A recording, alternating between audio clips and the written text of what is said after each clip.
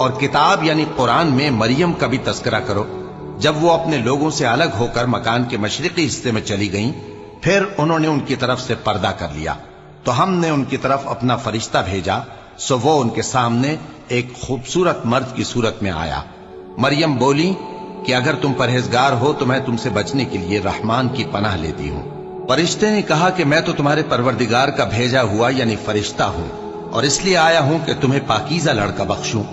مریم نے کہا کہ میرے ہاں لڑکا کیوں کر ہوگا، جبکہ مجھے کسی مرد نے بطور شوہر چھوا تک نہیں، اور میں بدکار بھی نہیں ہوں۔ فرشتے نے کہا کہ یوں ہی ہوگا، تمہارے پروردگار نے فرمایا کہ یہ مجھے آسان ہے، اور میں اسے اسی طریق پر پیدا کروں گا تاکہ اس کو ہم لوگوں کے لیے اپنی طرف سے نشانی اور ذریعہ رحمت بنائیں، اور یہ کام مقرر ہو چکا ہے۔ چنانچہ وہ اس بچے کے ساتھ حاملہ ہو گئیں اور اسے لے کر ایک دور جگہ چلی گئیں۔ پھر درد ذہ ان کو کھجور کے تنے کی طرف لے آیا، کہنے لگی کہ کاش میں اس سے پہلے مر چکتی اور بھولی بسری ہو گئی ہوتی۔ تب ان کے ٹیلے کے نیچے کی جانب سے فرشتے نے ان کو آواز دی کہ غمناک نہ ہو، تمہارے پروردگار نے تمہارے نیچے ایک چشمہ پیدا کر دیا ہے، اور کھجور کے تنے کو پکڑ کر اپنی طرف ہلاؤ، وہ تم پر تازہ عمدہ کھجوریں گرائے گا، تو کھاؤ اور پیو اور آنکھیں ٹھنڈی کرو۔ اگر تم کسی آدمی کو دیکھو تو کہنا کہ میں نے اللہ کے لیے روزے کی منت مانی، تو آج میں کسی آدمی سے ہرگز کلام نہیں کروں گی۔ پھر وہ اس بچے کو اٹھا کر اپنی برادری والوں کے پاس لے آئیں۔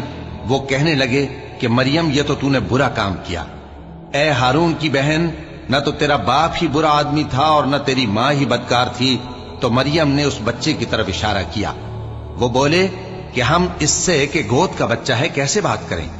بچے نے کہا کہ میں اللہ کا بندہ ہوں، اس نے مجھے کتاب دی ہے اور نبی بنایا ہے، اور میں جہاں ہوں اور جس حال میں ہوں اس نے مجھے صاحب برکت بنایا ہے، اور جب تک زندہ ہوں مجھ کو نماز اور زکوٰۃ کا ارشاد فرمایا ہے، اور مجھے اپنی ماں کے ساتھ نیک سلوک کرنے والا بنایا ہے، اور سرکش و بدبخت نہیں بنایا، اور جس دن میں پیدا ہوا اور جس دن مروں گا اور جس دن زندہ کر کے اٹھایا جاؤں گا مجھ پر سلام ہے۔